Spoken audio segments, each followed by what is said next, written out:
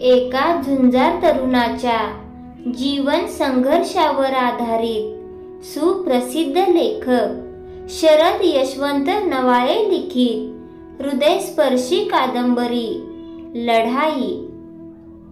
थंडीचे दिवस संपले की वसंत ऋतूचे आगमन व्हायला लागते। फाल्गुनातली शिमग्याची होळी रंगांची उधळण करून जाते न जाते, तोच वसंत ऋतूची चाहूल लागते। थंडीत गारठून गेलेली सृष्टी पुन्हा एकदा नव्या उमेदीने वसंत ऋतूचा शेला अंगावर घेऊन पांघरायला तयार होते। वसंत ऋतूच्या चाहुलीनंतर हिवाळा कमी होतो। या वसंत ऋतूमध्ये झाडांची पिवळी पाने गळून पडतात आणि हिरवीगार अशी नवीन पालवी फुटते। मग झाड कसं हिरवंगार दिसतं। या वसंताच्या ऋतूत काजू आंब्याच्या झाडाला मोहर फुटतो। सर्वत्र मोहरीच्या फुलांच्या पाकळ्यांच्या रंगांची उधळण केली जाते। त्यानंतर जसजसा काळ पुढे सरकतो तसतसा एप्रिल मे महिन्यात उष्णता वाढल्याने जीव कासावीस होतो। केव्हा एकदाचा वरुण राजा पावसाच्या सरी घेऊन कोसळायला लागतो याची शेतकरी राजा चातकाप्रमाणे वाट पाहत असतो। शेतकरी भात पेरणी शेतीची कामे आटपून येणाऱ्या 1972 सालीच्या वरुण राजाची आभाळाकडे डोळे लावून बसले होते। मे संपला, जून संपला, जुलैही संपून गेला, तरी पाऊस काही पडायचे नाव घेत नव्हता। त्यामुळे शेतकरी राजा मोठ्या संकटात सापडलेल्या अवस्थेत होता। आज येईल उद्या येईल या आशेवर जगत होता, पण तो काही आलाच नाही। त्यामुळे देशावर मोठे दुष्काळाचे संकट आले आणि त्या दुष्काळाच्या सावटाखाली सगळी जनता होरपळून गेली। इतका तो महाभयंकर दुष्काळ पडला होता। नुकताच 1972 सालचा दुष्काळ। संपूर्ण गावातील माणसे त्या दुष्काळातून कशीबशी सावरायला लागली होती। इतके ते महाभयंकर दुष्काळाचे संकट सगळ्या गावावर आणि देशावर आले होते। तेव्हा मी लहान होतो, तेव्हा मला या दुष्काळाची तितकीशी समज नव्हती। समजायला लागले तेव्हा माझी आई मला रोजच्या रात्रीच्या झोपण्याच्या गोष्टीतून एके दिवशी ही दुष्काळाची गोष्ट मला सांगत होती। त्यावेळच्या आलेल्या दुष्काळात अनेक लोकांवर उपासमारीची वेळ आली होती। अनेक लोकांची या दुष्काळामुळे घरदारं उद्ध्वस्त झाली होती, असं आई सांगत होती। दुष्काळात कोणाच्या घरात अन्न शिजत नव्हतं। विहिरी कोरड्या पडल्यामुळे पाणी मिळत नव्हतं। विहिरी तलावे कोरडे पडले होते। पाऊस पडला नव्हता म्हणून शेतीही पिकली नव्हती। पोटाला अन्न मिळत नव्हतं। माळरानावरची झाडे उन्हामुळे करपून गेली होती। जिकडे बघाल तिकडे उजाड आणि भकास माळरान सगळीकडे दिसत होतं। पशु पक्षी रानटी जनावरं दिसेनाशी झाली होती। गोठ्यातली जनावरं चाऱ्या पाण्याविना डोळ्या देखत तडपडून मरत होती। पाण्यासाठी गडी बायका वन रानोमाळी रखरखत्या उन्हात भटकत होती। घरातलं होतं नव्हतं ते धान्यही संपायला लागलं होतं। काही गावातील लोक उकिरड्यात टाकलेली भाताची टरफलं उन्हात सुकवून ती जात्यावर दळून जाडसर भाकरी भाजून खात होती, तर काही लोक भाताची पातळ पेज पिऊन दिवस काढत होती। काही लोक रानटी टाकळा, करडू, फांदी, फणसाची नुसती भाजी शिजवून खात होती। इतका भयानक दुष्काळ पडला होता। हे सगळं आई मला सांगताना माझ्या अंगावर काटा उभा राहिला होता. गावातील माणसं दुष्काळाचा सामना करीत करीत दुष्काळातून कशीबशी सावरत होती.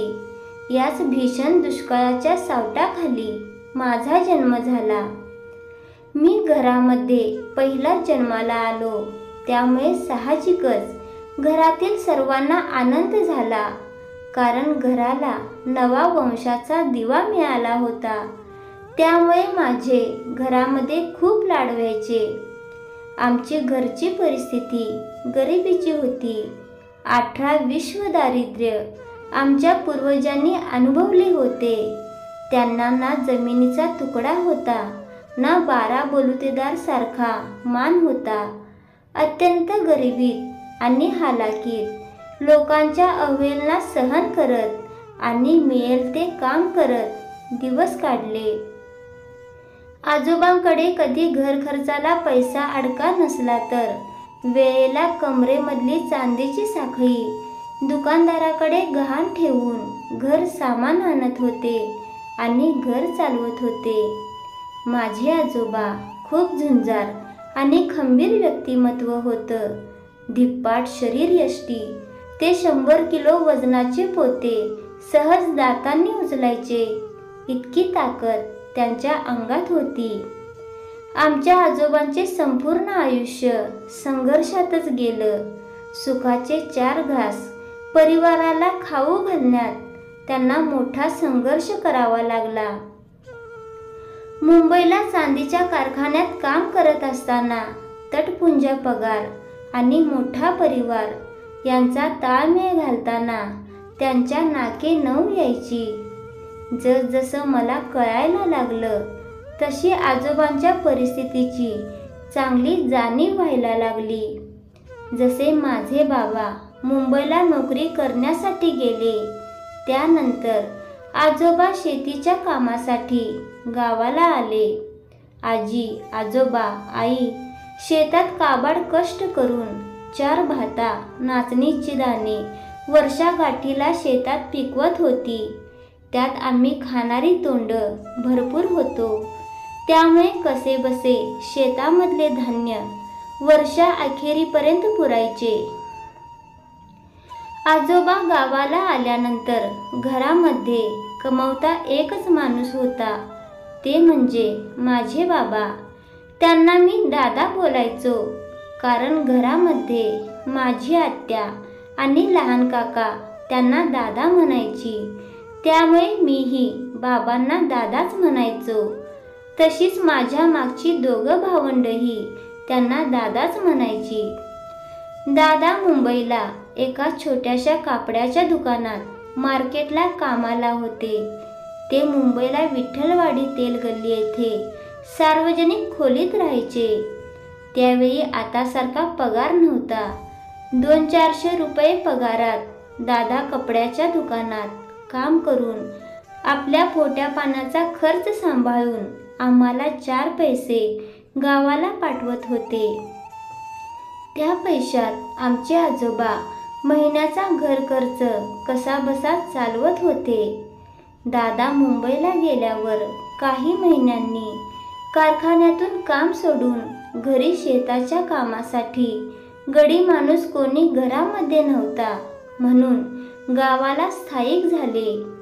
माझे काका आणि आत्या शाळा शिकत होती. अशा परिस्थितीत आम्ही कसेबसे जीवन जगत होतो. मी ज्या बुरंबेवाडीमध्ये जन्माला आलो ती माझी वाडी मोठी होती.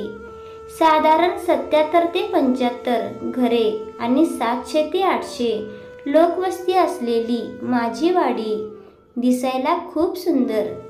वाडीच्या खालच्या अंगाला राजापूरची अर्जुना नदी आणि रेणुका नदीचा संगम जुवे बेटाजवळ होतो. पूर्वीच्या काळी आमची घरे दगडा मातीची छपराची होती.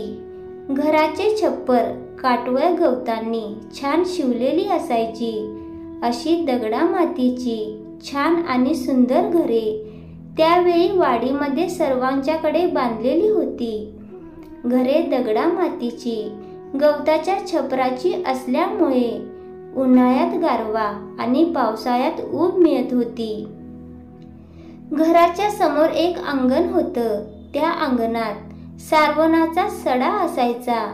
त्यावर कण्याची छान अशी नक्षीदार रांगोळी काढलेली असायची. अंगणात मध्यभागी एक छान अशी तुळस होती. तुळशीच्या बाजूलाच एक छोटीशी फुलझाडांची बाग सहदेव काकांनी तयार केली होती. त्यात जास्वंद, मोगरा, गुलाब, कनेरी, परिजातकांच्या फुलांचा अंगणभर सडा पसरलेला असायचा आणि इतर जातीची फुलझाडे लावलेली होती. घराच्या वरच्या अंगाला परसवतात एका गुरांसाठी गोठा बांधलेला होता. त्यात 2 बैल आणि एक दुभती गाय होती. ती गाय मी मामाच्या गावाला गेलो होतो त्यावेळी दामले मास्तरांच्या गोठ्यात बांधलेली मी पाहिली. जेव्हा मी ती गाय गोठ्यात पाहिली त्याच क्षणी ती मला आवडली होती. ही गाय आपल्या गोठ्यात असावी असा माझा अट्टहास आईकडे होता. गाय ज्या दामले मास्तरांच्या गोठ्यात बांधली होती ती गाय आमच्या घरी घेऊन गेल्याशिवाय मी इथून घरी जाणार नाही असं मी रडून रडून हंबरडा फोडून आईला आणि दामले मास्तरांना सांगत होतो. त्यावेळी दामले मास्तर, आई, मामा माझी खूप समजूत काढत होते. बाळा, तू परत मामाकडे येशील ना तेव्हा तू ही गाय घेऊन जा असे दामले मास्तर मला सांगत होते. काही दिवसांनी परत मी आईसोबत मामाच्या गावाला गेलो. तेव्हा मी पहिला दामले मास्तरांच्या गोठ्यात गाय बघायला गेलो. दामले मास्तरांच्या गोठ्यात गेल्यावर मला गोठ्यात गाय दावणीला बांधलेली दिसली नाही. त्यामुळे मी तिथेच उभ्या उभ्यानीच रडायला लागलो. बाहेर कोण रडतोय हे बघण्यासाठी घरातून दामले मास्तर पळत बाहेर आले. पाहतात तर त्यांना मी रडत असलेला समोर दिसलो. त्यावर ते मला म्हणाले, शरद बाळा, काय झाले रे? बाळा, असा का रडतोस रे? मी म्हणालो, दावणीला बांधलेली गाय कुठं गेली? तिला मी आज माझ्या घरी घेऊन जाणार आहे. मला ती गाय हवी आहे. त्यावर दामले मास्तर मला म्हणाले, अरे बाळा, तिला चरायला रानात बाळू घेऊन गेला आहे. तो दुपारपर्यंत घरी येईल. तू आता मामाच्या घरी तोपर्यंत जा आणि चहा पाणी पिऊन थोडा वेळ खेळ बस. तोपर्यंत बाळू गाय घेऊन येईलच. बाळूने गाय गोठ्यात आणली की मी कोणाला तरी तुला बोलवायला पाठवीन. आता तू जा मामाकडे. मग थोडा वेळ तिथेच बसून गायीची वाट पाहत बसलो. दामले मास्तरांचे आणि आमच्या मामाचे घरच्या लोकांचे चांगले घरच्यासारखे संबंध होते आणि आईचे पण चांगले संबंध होते. त्यामुळे आई मामाकडे गेली की ती आवर्जून दामले मास्तरांच्या घरी मला घेऊन जायची. घरी गेल्यावर मी दामले मास्तरांच्या पडवीत झोपाळा टांगलेला असायचा. त्या झोपाळ्यावर बसून मोठे मोठे झोके घेत बसायचो. मग दामले काकी घरातून ग्लासभर घट्ट दही आणून मला द्यायची. ती दही पिऊन मग आम्ही आमच्या घरी परतायचो. दामले मास्तरांची रानात चरायला गेलेली गाय जोपर्यंत येत नाही तोपर्यंत मी दामले मास्तरांच्या गोठ्याजवळ बसून होतो. आई, दामले मास्तर मला खूप समजावत होते, पण मी कोणाचेच ऐकत नव्हतो. कारण आज मला गाय माझ्या घरी कोणत्याही परिस्थितीत घेऊन जायचीच होती हा मी निश्चय करूनच घरातून बाहेर पडलो होतो. मास्तरांच्या शब्दाखातर मी तिथून उठून मामाच्या घरी गेलो. मामाच्या घरी आल्यावर चहा पाणी पिऊन थोडा वेळ मामासोबत गप्पा गोष्टी करत बसलो होतो. इतक्यात समोरच्या बाजूने मामाच्या घराकडे कोणीतरी म्हातारा माणूस दांडा टेकत येताना मला दिसला. तो नक्कीच मला गोठ्यात गाय आल्याची बातमी घेऊन सांगायला आला असणार असं मला वाटलं आणि ती गोष्ट खरी ठरली. ते म्हातारे आजोबा माझ्याजवळ येऊन मला म्हणाले, "ए नातवा, तुका दामले मास्तरांनी घरी बोलावला ना हा. तुका गाय इल्याचो निरोप सांगोसाठी माका पाठवलान. जा तू, दामले मास्तरानं गाय गोठ्यात बांधलान हा." ते आजोबांचे गाय गोठ्यात आल्याचे हे शब्द कानी पडताच मी दामले मास्तरांच्या गोठ्याकडे धावतच सुटलो आणि तडक दामले मास्तरांच्या गोठ्याजवळ जाऊन थांबलो. गोठ्यात दामले मास्तर गुरांना दावणीला बांधून त्यांना गवत घालत होते. दामले मास्तरांनी मला पळत आल्याचे पाहून ते मला म्हणाले, "शरद बाळा, तू आलास?" "हो काका." त्यावर दामले काका मला म्हणाले, "तुला ही गाय आवडली आहे ना?" "हो काका, मला ही गाय खूप आवडली आहे, कारण ती गाय दिसायला खूप सुंदर होती. तिच्या अंगावर सफेद, लाल, काळ्या रंगाचे छान असे छोटे मोठे टिपके होते, त्यामुळे ती खूप छान दिसत होती." "मग काय हिला घरी घेऊन जायचा विचार आहे?" "हो काका." "मग तू तिला काही दिवस तुझ्या घरी घेऊन जा आणि तिची चांगली राखण आणि चारा पाणी व्यवस्थित घाल. तिचे चांगले संगोपन कर." हे दामले मास्तरांचे शब्द माझ्या कानी पडताच मी तिथेच नाचायला लागलो. मला खूप आनंद झाला होता. इतका आनंद मला त्यावेळी झाला होता की विचारू नका. आता मला मामाच्या घरचं जेवणही गोड लागेन असं झालं होतं. कधी एकदा आई घरी जायला निघते असं झालं होतं. मग आम्ही मामाकडून घरी निघताना माझ्यासोबत गाईला घेऊन जाण्यासाठी सदामामा आले होते. गाईला घेऊन आमच्या घरच्या गोठ्याकडे घेऊन गेल्यावर आईने गाईला गोठ्याच्या उंबरठ्यावर उभी केली. मग आईने घरात जाऊन ताटातून हळद कुंकू गाईला लावलं आणि गाईला गोठ्यात नेलं. आमच्या गोठ्यात ही गाय पहिल्यांदाच आली होती, त्यामुळे घरातील सगळ्यांनाच आनंद झाला होता. त्या दिवसापासून गायीचे नाव मी माझ्या आवडीचे मंगळी असे ठेवले. त्यानंतर मंगळी गायीला एक छोटंसं गोजीरवाणं वासरू झालं. त्यावेळी मी मामाच्या गावाला गेलो होतो. त्यावेळी दामले काकांच्या कानावर ही गोष्ट घातली. तेव्हा ते मला म्हणाले, "शरद बाळा, आता तू ही मंगळी गाय आणि वासरू तुझ्याच गोट्यात ठेवून घे." ही खूप गोड बातमी मला दामले काकांनी दिली. त्यावर मी आणखीनच खुश झालो होतो. या मंगळी गाईच्या दुधाच्या पैशातून आमचा रोजचा घर खर्च कसा बसा चालायचा. धन्यवाद.